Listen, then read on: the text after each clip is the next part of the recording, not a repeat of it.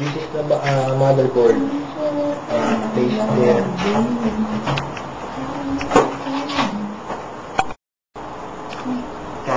Then it's through the motherboard. Connect for the continuation of piece assembly. Next, after Motherboard.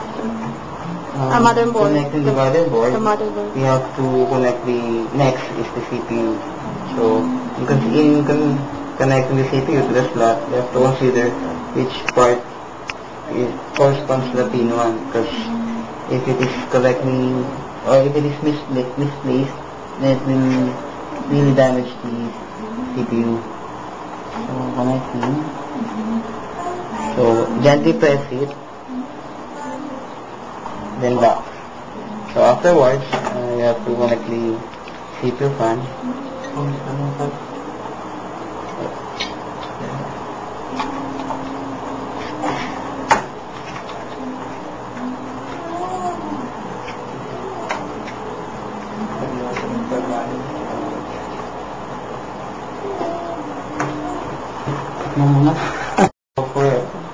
For further connections, next, connect the other components such as the modem. Connect to the PCI slot. Just this one.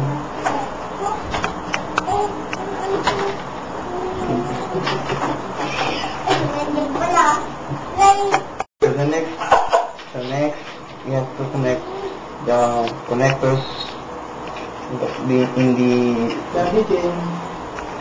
the panel. So first, connect the speaker. Always remember that the label should face outwards. And connecting to the board. Connecting them to the board. Then the next one, HDD. The LED for hard disk. Check if there's power supply switch.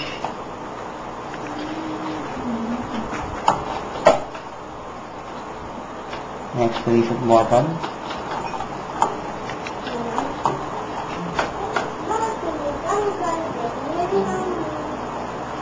And then, there you have it.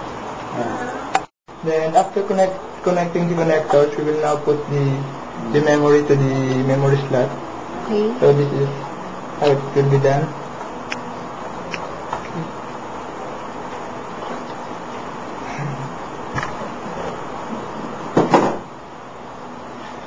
And then after putting the memory to the memory slot, we will now put the computer. Then after the slot, you put the power supply.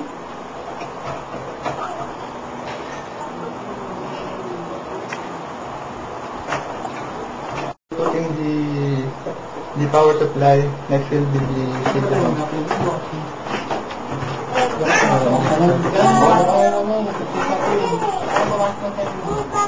We will put the power supply on the laptop and the signal.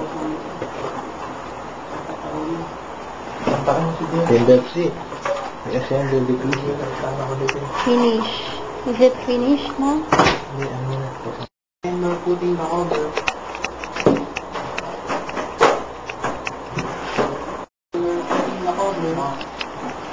We're putting the cover.